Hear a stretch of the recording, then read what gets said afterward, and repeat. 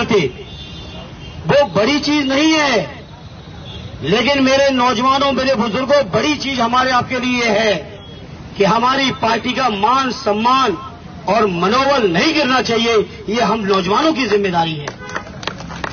और नौजवानों, अगर आपने मनोबल गिरा लिया, हमने मनोबल गिरा लिया, तो सोचो अपने बुजुर्गों का क्या होगा।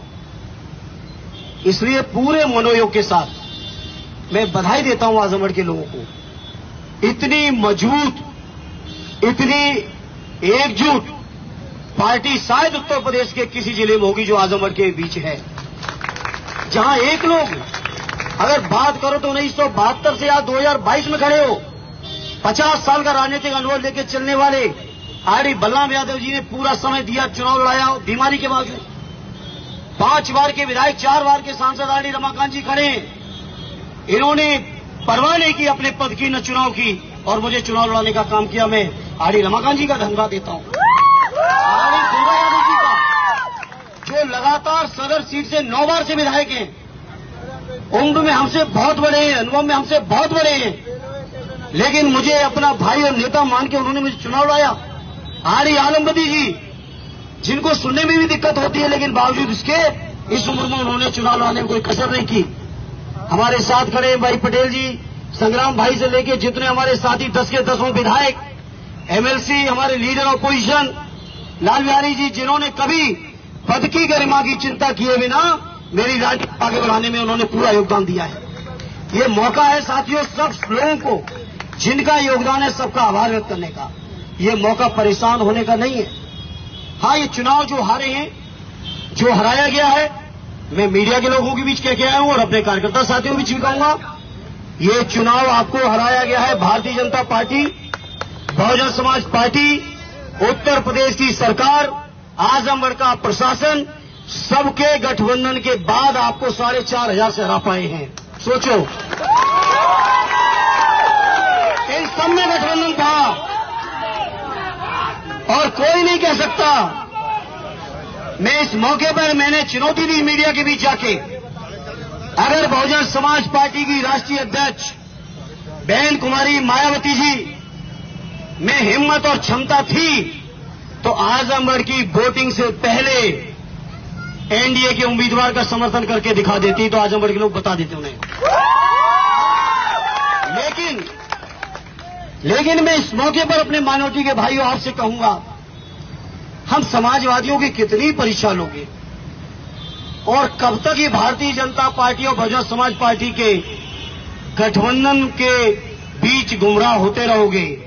मैंने चुनाव के दौरान भी कहा, फिर दोहराता हूं, ये भारतीय जनता पार्टी की बी टीम बनके बहुजन समाज पार्टी ने काम किया और आपके वोटों में डेंट करने का पूरा टेंडर लेके ये बहुजन समाज पार्टी के नेता और यहां के उम्मीदवार लगे हुए थे। इसलिए मैं इस मौके पर कहना चाहता हूं, अपने माइनॉरिटी के लोगों के बीच कम से कम मेरी हाथ से ही सबक ले लो। उत्तर प्रदेश के अंदर कोई भारतीय जनता पार्टी से लड़ रहा है और कोई लड़ेगा तो केवल और केवल समाजवादी पार्टी और उसके नेता माननीय अखिलेश यादव जी। और आप भी जब ताकत नहीं दोगे या ताकत देने में कंजूसी कर दोगे तो बताओ मेरे साथियों, भारतीय जनता पार्टी से कैसे निपटोगे? कब तक धोखा खाओगे? हर मौके पे इन्होंने 4-4 बार सरकार मिलकर बनाई।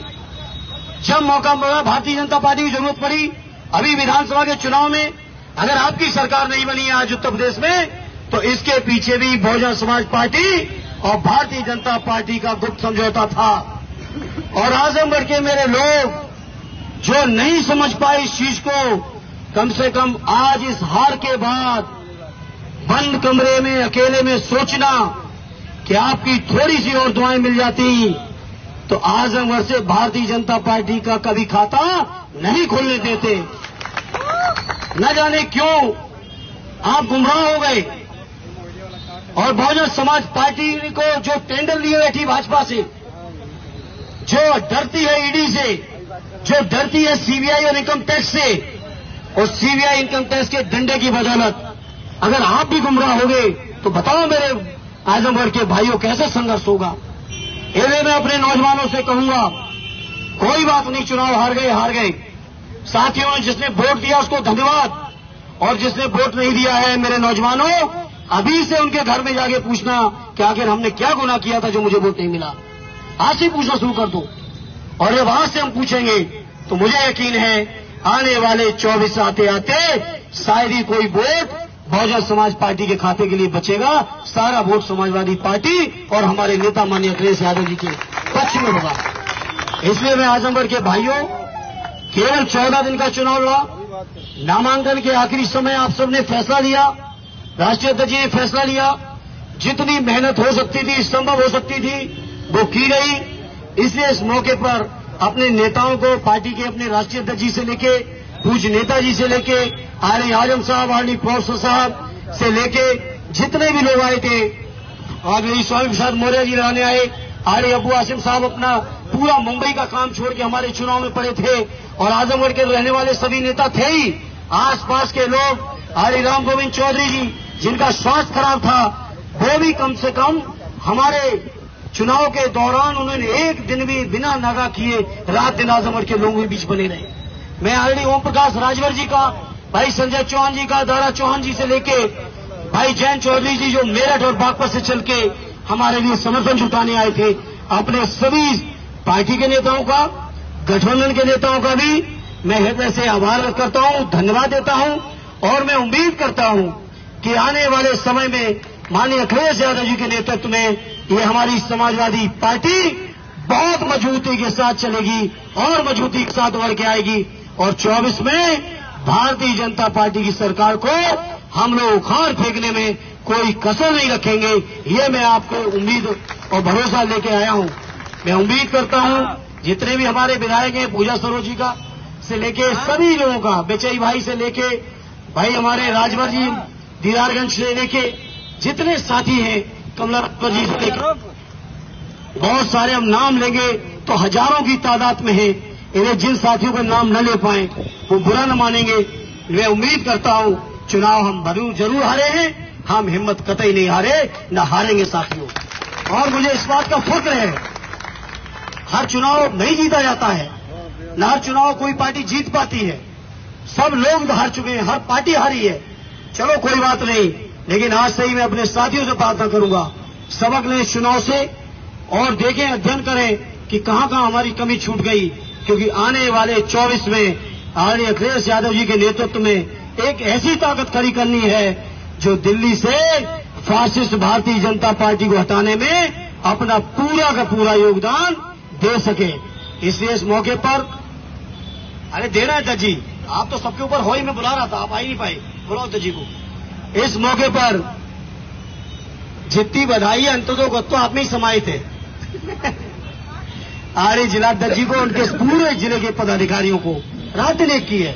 अब मेरे पास ना शब्द नहीं है, और शायद बहुत सारे लोग ऐसे होंगे जिनके जो मुझसे मिले भी नहीं और रात दिन काम किए हैं। उन सब साथियों में बधाई देता हूं, धन्यवाद देता हूं, और उम्मीद करता हूं समाजवादी पार्टी के प्रति आप सबका ये जज्बा, ये समर्पण हमेशा बना रहेगा। और आज से ही हम लोगों को लग जाना चाहिए 24 में भारतीय जनता पार्टी की सरकार को उखाड़ के आर्य अखिलेश यादव जी के बिना दिल्ली की कोई सरकार न बन पाए, ये संकल्प लो नौजवानों। तब कुछ लगेगा कि हार से कुछ नौजवानों को उदासी हुई है, निराशा हुई है, और ये उन्होंने एक नया संकल्प लिया है। तो मैं इस मौके पर कहूंगा, ये संकल्प हमें आपको लेना चाहिए कि 24 के चुनाव में बिना अखिलेश यादव जी के दिल्ली की सरकार न बन पाए, ऐसा इंतजाम हमें, आपको, सबको, और पूरे प्रदेश में जो समाजवादी लोग भी सुन पा रहे हैं मुझे, उन सभी को मैं यही अनुरोध करूंगा, यही अपील करूंगा, और उम्मीद करता हूं कि आप सबका यही समर्थन, सहयोग बना रहेगा।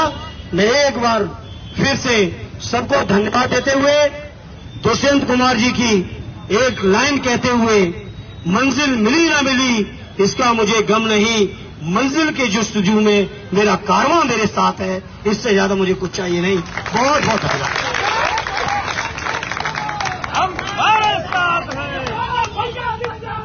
जिंदाबाद जिंदाबाद जिंदाबाद जिंदाबाद जिंदाबाद जिंदाबाद जिंदाबाद जिंदाबाद।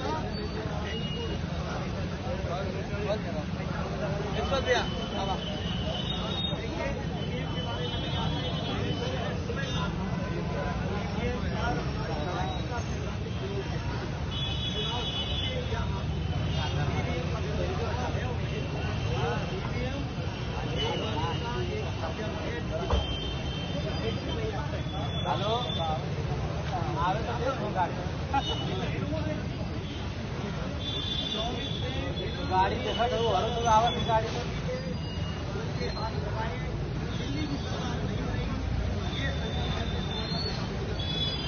हाँ